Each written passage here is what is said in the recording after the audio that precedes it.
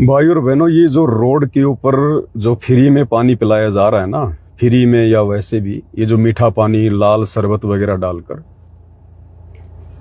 अब आम समाज के लिए तो बहुत अच्छी बात है। लोगों को ठंडा ठंडा पानी पीने को मिल रहा है, मीठा मीठा पानी पीने को मिल रहा है।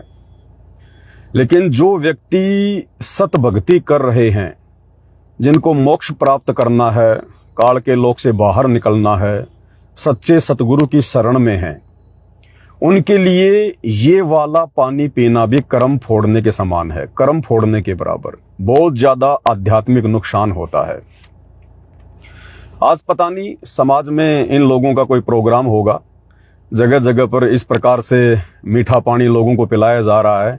देखो, गाड़ी वालों को रोक रोक कर उनसे रिक्वेस्ट करके, हाथ जोड़ जोड़ के उन लोगों को रोका जा रहा है, उनको ठंडा पानी पिलाया जा रहा है, मीठा पानी, शरबत का पानी।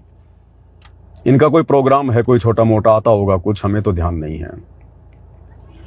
तो विशेषकर ये जो मेरा मैसेज है, ये सतगुरु रामपाल जी परमेश्वर जी के सत भक्तों के लिए है। ये भी भाई और बहनों एक काल का भयंकर षड्यंत्र है। ये इस प्रकार से भी काल हमारी भक्ति को ठगता है, बची खुची भक्ति को ठगता है।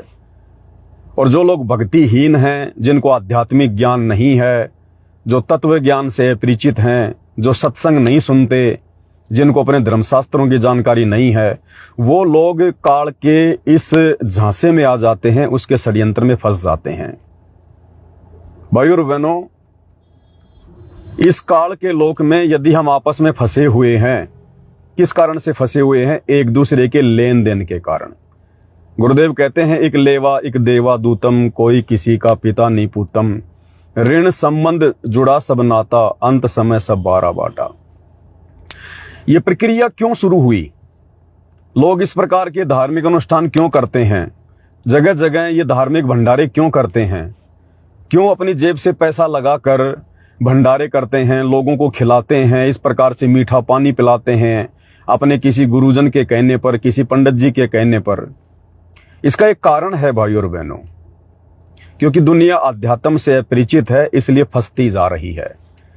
अब ये पानी जो पिला रहे हैं, नुकसान इनको भी है, और जो लोग पानी पी रहे हैं, नुकसान उनको भी है। पीने वाले को ज्यादा नुकसान है और पिलाने वाले को थोड़ा कम नुकसान है। जब इंसान के पाप कर्म ज्यादा बढ़ जाते हैं, या जब इंसान के पाप कर्म बहुत ज्यादा जो है बढ़ जाया करते थे, तरह तरह के उसके ऊपर संकट आने शुरू हो जाते थे, कहीं से कोई राहत उसको नजर नहीं आती थी, तो फिर वो अपने गुरुजनों के पास जाते थे, अपने धार्मिक गुरुओं के पास जाते थे और उनसे समाधान चाहते थे। तो धार्मिक गुरुओं को इस बात का पता होता है कि इस काल के लोक में जिसके पास में पुण्य है, वो आदमी सुखी रहता है, और जिसके पाप कर्म ज्यादा बढ़ जाते हैं, तो पाप कर्म के कारण फिर इंसान पे दुख आने लगते हैं, संकट आने लगते हैं। वो करता अच्छा है लेकिन बुरा होता चला जाता है। भक्ति भाव का, पूजा पाठ का कोई लाभ उसको नहीं नजर आता, क्योंकि वो धर्मगुरु इन बातों से अच्छी तरह से परिचित होते थे। फिर वो उनको सलाह दिया करते थे कि भाई तुम ऐसा करो, कोई धार्मिक अनुष्ठान करो, तुम कोई भंडारा करवाओ और ज्यादा से ज्यादा लोगों को भंडारा खिलाओ, तुम इस प्रकार से पानी पिलाओ, भंडारा खिलाओ, खाना खिलाओ, और जितने लोग तुम्हारे भंडारे में खाना खाएंगे, उतने ही पाप कर्म तुम्हारे हल्के होंगे। क्योंकि तुम भंडारा खिला रहे हो, तुम्हारे ऊपर पाप कर्मों का बोझ है, 3 लोक का भार है, इसीलिए तो तुम्हारे ऊपर संकट आए, क्योंकि तुम्हारे ऊपर पाप कर्मों का दबाव है, वजन ज्यादा है। इस वजन को हल्का करो, धार्मिक भंडारे कराओ, ज्यादा से ज्यादा लोगों को इनवाइट करो खाना खाने के लिए। जितने ज्यादा लोग तुम्हारे ये पाप का अन्न खाएंगे, उतना ही तुम्हारे सिर से वजन हटता चला जाएगा। क्योंकि वो भंडारा खाने वाले, फ्री का पानी पीने वाले हैं, वो थोड़ा थोड़ा तुम्हारा पाप कर्म, थोड़े थोड़े तुम्हारे वो कुकर्म, उनका वजन अपने ऊपर लेते जाएंगे। क्योंकि फ्री का खा रहे हैं ना, फ्री का पी रहे हैं ना, तो सामने वाले के पाप कर्म बटा रहे हैं। तो जितने ज्यादा लोग ऐसे फ्री के भंडारों में खाना खाएंगे, पानी पिएंगे, तो भंडारा करने वाले के पाप कर्म धीरे धीरे धीरे धीरे माइनस होते चले जाएंगे। और जितने लोग भंडारा करेंगे, पानी पिएंगे, उनके सिर पर उसी अनुपात में वो पाप कर्म रख देगा ये काल।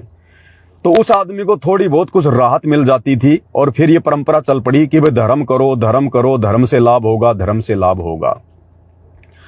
लेकिन ये तो आंशिक लाभ है, ये कोई परमानेंट सॉल्यूशन नहीं है, परमानेंट समाधान नहीं है जीव को सुखी करने का। ठीक है, थोड़े बहुत उसके पाप कर्म हल्के हो गए, दुनिया ने उसके पाप कर्म बांट लिए फ्री का खाना खा के, वो पानी पी के, लेकिन उसके तो और बहुत ज्यादा पाप कर्म हैं, उसके संकट में तो आगे और बहुत ज्यादा समस्याएं हैं। उनसे कैसे छुटकारा होगा? तो वो छुटकारा होता है सच्चे सतगुरु की शरण में आने से। भाई और बहनों, आप लोगों को पता होगा, हमें गुरुदेव भगवान ने कई बार ये कथा सुनाई अपने सत्संगों में। कथा क्या है? जब महाभारत का युद्ध हुआ और युद्ध में पांडवों की तरफ से पूरी कौरव सेना समाप्त कर दी गई, पांडवों की सेना में भी काफी करोड़ों की संख्या में बेचारे सैनिक मारे गए। उसके बाद में युधिष्ठिर को दिल्ली का यानी हस्तिनापुर का राजा बना दिया गया। कुछ दिनों के बाद में युधिष्ठिर को बुरे बुरे सौपन आने लगे। तो द्रौपदी ने जो बाकी जो भाई थे युधिष्ठिर के, उनसे सलाह मशवरा किया, उनको बताया कि ऐसे ऐसे तुम्हारा भाई दुखी है, रात को सौपन आते हैं और ये कुछ बता नहीं रहे, कारण क्या है, बात क्या है। तो बाकी पांडवों ने मिलकर युधिष्ठिर से सलाह मशवरा किया कि आप हमारे भैया हो, आप हमें सच्ची बात बताओ, आप क्यों दुखी हो? आप दुखी हैं तो हम भी दुखी हैं। तो उसने बताया कि मुझे बुरे बुरे सौपन आते हैं, मुझे बुरे बुरे सौपन आते हैं, मेरे सौपन में शीश कटे हुए सैनिक आते हैं और उनकी औरतें जो विधवा हो गई, जिनके बच्चे अनाथ हो गए, यतीम हो गए, उनका सहारा छिन गया, वो औरतें मेरे घर पर आकर अपनी चूड़ियां फोड़ रही हैं, मुझे दुहाई दे रही हैं कि हे पापी राजा, तुझे क्या मिला? इस भाई बंटवारे में तूने करोड़ों सैनिक मरवा दिए, हमारे घर उजाड़ दिए, तू कैसे सुखी रह सकता है हमारे को दुखी करके, हमारे परिवारों को उजाड़ कर, आपस के भाई बंटवारे के कारण। क्योंकि युधिष्ठिर को पाप कर्म सेध रहे थे, करोड़ों लोग जो मारे गए थे उस युद्ध में, वो उसी अनुपात में पांडवों के सिर पर काल ने भार रख दिया। तो पाप कर्म बढ़ गए, पाप कर्म बढ़े तो बुरे बुरे सौपन आने लगे, रात को नींद भी ढंग से नहीं आवे। तो पांचों पांडव मिलकर श्री कृष्ण जी के पास गए, क्योंकि श्री कृष्ण जी उनके धार्मिक गुरु थे। ऐसे समय में अपने गुरुजनों से ही सलाह मशवरा किया जाता है। तो श्री कृष्ण जी ने उनको सलाह दी कि आप एक अश्वमेध यज्ञ करो, बहुत बड़ा भंडारा करो, बहुत बड़ा भंडारा। वो तो राजा था, पैसे की कोई कमी नहीं थी। तो श्री कृष्ण जी ने कहा कि आप एक अश्वमेध यज्ञ करो और पूरी पृथ्वी के जितने भी प्राणी हैं सबको आमंत्रण करो, सबको निमंत्रण भेजो, जितने भी गुरुजन हैं, ऋषिजन हैं, साधु संत हैं, यहां तक कि आप 33 करोड़ देवी देवताओं को और ब्रह्मा विष्णु महेश को भी इस भंडारे में आमंत्रित करो, तब जाकर तुम्हारे पाप कर्म हल्के होंगे। अब गुरुजी ने कह दिया तो पांडवों ने तो करना ही था। उन्होंने धार्मिक भंडारा शुरू कर दिया, लगा दिया और पूरी पृथ्वी के प्राणियों को आमंत्रित कर दिया, जिसमें 12 करोड़ ब्राह्मण, 9 नाथ, 84 सिद्ध, 88,000 ऋषि, 33 करोड़ देवी देवता। सूक्ष्म रूप में ब्रह्मा जी और शंकर जी भी आ गए, क्योंकि विष्णु जी तो पहले से विद्यमान थे वहां पर श्री कृष्ण रूप में। और सभी प्राणियों को, 56 करोड़ यादवों को, सबको इनवाइट कर दिया। कारण क्या था कि जितने ज्यादा प्राणी आपका ये पाप का अन्न खाएंगे, ये भंडारा खाएंगे, उतने ही ज्यादा तुम्हारे सिर से पाप कर्म हटेंगे। ये पाप कर्मों का दबाव तुम पांडवों के सिर से कम होगा, जितने ज्यादा लोग तुम्हारा ये पाप का अन्न खाएंगे। क्योंकि इतने लोग मरवा दिए उन्होंने महाभारत के युद्ध में, इतना पाप कर्म उनके सिर पर काल ने रख दिया। तो पाप कर्म का वजन बढ़ गया, तो दुख आने लगे, संकट आने लगे, समस्या आने लगी। तो समाधान बताया उनके गुरुजी ने, श्री कृष्ण जी ने, कि धार्मिक भंडारा करो, अश्वमेध यज्ञ करो, पूरी पृथ्वी के प्राणियों को आमंत्रित करो। उन्होंने वैसा ही किया और उसके बाद धीरे धीरे युधिष्ठिर की हालत सुधरने लगी। हालांकि उस भंडारे में फिर परमात्मा आए स्वयं सुदर्शन रूप में, उन्होंने खाना खाया, शंख बजा और उनके पाप कर्म समाप्त हुए। तो कहने का मतलब भाई और बहनों, ये जो भंडारे हैं ये काल की देन है। धार्मिक यज्ञ 2 प्रकार की होती हैं, एक तो शास्त्र अनुकूल और एक शास्त्र विरुद्ध। तो शास्त्र अनुकूल जो धार्मिक अनुष्ठान होते हैं वो सतगुरु बताते हैं। सतगुरु की शरण में आने के बाद हमने वैसे ही दान पुण्य करना चाहिए जो हमें 5 यज्ञ आज सतगुरु रामपाल जी भगवान ने, सच्चे सतगुरु ने दी है। हमें उसी अनुसार धार्मिक अनुष्ठान करने चाहिए। हमें अन्य किसी भी शास्त्र विरुद्ध धार्मिक अनुष्ठान में, जैसा कि सामने आप देख रहे हैं, ये मीठा पानी पिलाना, ये शास्त्र अनुकूल नहीं है, ये शास्त्र विरुद्ध है। अभी जो व्यक्ति पानी पिला रहे हैं उनके हल्के पुल्के पाप कर्म नष्ट हो जाएंगे, और जो व्यक्ति पी रहे हैं उनके सिर पर इन लोगों का पाप कर्म रखा जाएगा। तो काल आपस में दोनों को फंसा रहा है, एक को खाली कर रहा है और एक को धीरे धीरे थोड़ी सी राहत दे रहा है।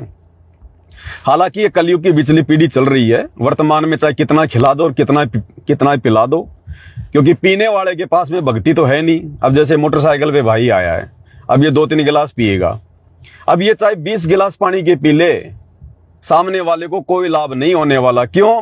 क्योंकि ये भाई खाली है, इसके पास भक्ति नहीं है, ये शास्त्र अनुकूल भक्ति नहीं करता है, इसलिए ये खुद ही भक्ति से खाली है। और जो खुद भक्ति से खाली है तो ये चाहे 20 गिलास पानी की पी ले, इसके पीने से सामने वाले के ऊपर कोई फर्क नहीं पड़ेगा। हाँ, ये है कि सामने वाला जो है उसके ऊपर जो पाप कर्म है, वो पाप कर्म काल पानी पीने वाले के सिर पे रख देगा। तो ये काल का भाई और बहनों भयंकर जाल है। आप और हमें गुरुदेव भगवान इस प्रकार के शास्त्र विरुद्ध भंडारों में, कार्यक्रम में, जागरण में, प्रोग्राम में जाने से क्यों मना करते हैं? क्योंकि आप और हम हैं तो इंसान आम लोगों की तरह, लेकिन उनमें और हमारे में अब रात दिन का अंतर है। हम उन लोगों की तरह भक्ति से खाली नहीं है, हमारे पास में भक्ति धन है। गुरुदेव ने हमें जो यथार्थ मंत्र दिए हैं, 3 समय की संध्या आरती दी है, सत्संग दिए हैं, तो हमारा भक्ति धन जुड़ना शुरू हो रहा है। यदि हम इस प्रकार के भंडारों में खाना खाएंगे, पानी पिएंगे, तो हमारे पास तो भक्ति धन है, हम तो सच्ची भक्ति कर रहे हैं, तो हमारा भक्ति धन अवश्य नष्ट होगा, हम खाली हो जाएंगे। और दूसरी बात, गुरुजी का वचन टूट जाएगा, क्योंकि गुरुजी ने हमें इस प्रकार से फ्री का, मुफ्त का, शास्त्र विरुद्ध भंडारों में खाने पीने से मना किया है। यदि हमने खा लिया, पी लिया, तो भक्ति धन से भी नुकसान होगा और गुरु का वचन टूटने से भी हमें नुकसान होगा। तो भाई और बहनों, परमपिता परमात्मा सतगुरु रामपाल जी भगवान के आशीर्वाद से दास को ये शास्त्र विरुद्ध कर्म दिखाई दिया।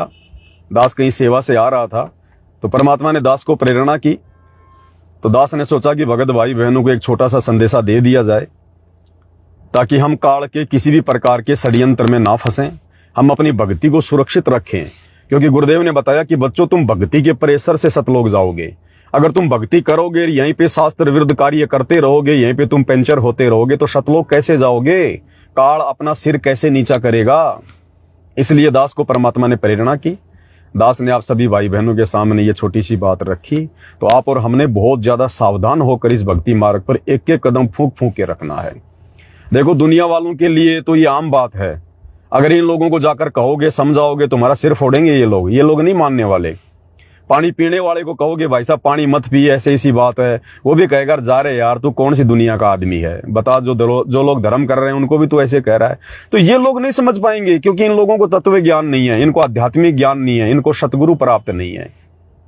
पानी बहुत अच्छी चीज है, लेकिन भाई और बहनों, वो पानी यदि धार्मिक अनुष्ठान के तहत और शास्त्र विरुद्ध साधना के तहत पिलाया जाए, तो वो पानी भी जो बहुत अच्छी चीज है, वो भी लोगों के कर्म फोड़ देती है। तो देखो किस प्रकार से ये पानी पीने वालों के कर्म फोड़ रहा है। इसलिए भाई और बहनों, साथ संगति में परमेश्वर ने दया करके अपनी आत्माओं तक संदेशा पहुंचाया है कि हमने तो अपनी रिश्तेदारी में भी कहीं खाना नहीं खाना। हम अपने रिश्तेदारों के यहाँ जाते हैं, हमने वहां भी उनका खाना नहीं खाना जो लोग अनुपदेशी हैं, क्योंकि उनके ऊपर तो 3 लोग का भार चढ़ा हुआ है। आप चाहे उनके घर का खाना खाओ, उनके घर का पानी पियो, या चाहे आप लोग इस प्रकार से रोड पर खड़े होकर जो मीठा पानी पिला रहे हैं, भोजन खिला रहे हैं, चाहे उनका खाना खाओ, पानी पियो, बात एक ही है। वो अनुपदेशी हैं, उनके ऊपर 3 लोग का भार है, हमारी भक्ति नष्ट होगी। आपने सुना नहीं गुरुदेव का एक सत्संग, जिसमें गुरुदेव कह रहे हैं कि जिस घर में हमारा एक उपदेशी हो जाता है, हम केवल उसी घर का भोजन खाते हैं। एक उपदेशी, पहले नाम लेना पड़ता है गुरुदेव से, उसके बाद गुरुजी ने कहा कि हमारा पैर रखने की जगह हो जाती है उस घर में। जब हमारा गुरु, जिसके ऊपर कोई कर्म लागू नहीं, जो वो भी इतनी सावधानी बरत रहे हैं कि जब तक किसी घर में कोई एक हमारे से उपदेश नहीं ले लेता है, हम उस घर का पानी भी नहीं पीते, तो हम भक्तों को कितनी सावधानी बरतनी पड़ेगी। तो परमेश्वर ने प्रेरणा की, दास ने छोटा सा संदेशा आप सभी भाई बहनों तक पहुंचा दिया है। हमें सावधान रहना है भाई और बहनों। आप और हमारे विचार दुनिया के विचारों से बिल्कुल विपरीत हैं, क्योंकि भगत का और जगत का गुरुदेव ने 36 का आंकड़ा बताया है। जगत चाहे कुछ भी सोचे, दुनिया वाले कुछ भी बोलें, हमने उनके कमेंट्स की, उनकी बातों की परवाह नहीं करनी। हमने तो गुरुदेव के ज्ञान को आधार बनाकर आगे बढ़ना है, क्योंकि जब तक हम संसार से उल्टा नहीं हटेंगे, काल की क्रिया और सतगुरु की क्रिया काल के धार्मिक अनुष्ठान और सतगुरु के धार्मिक अनुष्ठान, काल की भक्ति और सतगुरु की भक्ति, इनमें रात दिन का अंतर होता है। तो फिर काल के भगत में और सतगुरु के भगत के विचारों में भी 36 का आंकड़ा रहेगा। इसलिए भाई और बहनों, हमने सावधानी बरतनी है। बिगाड़ हमारा कोई कुछ पाएगा नहीं, क्योंकि सतगुरु हमारे साथ में है। काल का विधान हमारे ऊपर लागू नहीं है, यदि हम मर्यादा में रहकर अपनी भक्ति करते रहेंगे तो। इसलिए दास को परमात्मा ने प्रेरणा की, और ये शास्त्र विरुद्ध जो कर्म हो रहा है, इसकी जानकारी गुरुदेव के आशीर्वाद से आप सभी भाई बहनों तक पहुंचाई गई है, ताकि हम अपनी मर्यादा तुड़वाने से बचा सके और काल का कोई भी षड्यंत्र हमारे ऊपर काम ना कर सके। तो वीडियो को ज्यादा से ज्यादा शेयर करें, और रात्रि 9 बजे जरूर जुड़िएगा एक छोटे से संदेशे के साथ। बंदी छोड़ सतगुरु रामपाल जी परमेश्वर जी की जय हो। पीले भाई, पीले पीले, तो मोटा सा आदमी है, 4-5 पियोगा। एक में केवे भाई, 2-3 तो लेगा, इसी बात को नहीं। एक में को नहीं काम बने, मेरे हिसाब से तो बन गया भाई इसका तो एक में काम। एक में अब देखो, पी पा के फेंक के गिलास डालिया ना, अब इसको ये नहीं पता तू उसके हिस्से के पाप कर्म लेके जा रहा है। ये पानी नहीं पिया तूने उसके हिस्से के पाप कर्म ले लिए तूने। तो भाई और बहनों, काल का ऐसा ही भयंकर जाल है यहाँ पर। वो ऐसे ही मीठा मीठा पानी पिला के, मीठी मीठी बातें करके लोगों को ठगता है। अब देख लो आप, अब कोई भी आदमी इसको गलत नहीं बताएगा, गलत वही बताएंगे जिनको ज्ञान है। ऐसे काल ठगता है, मीठा मीठा खिला के, मीठा मीठा पिला के, मीठा मीठा बोल के। तो हमने सावधान रहना है भाई और बहनों, ये गलतियां करने से हमने बचना है। बंदी छोड़ सतगुरु रामपाल जी भगवान की जय हो।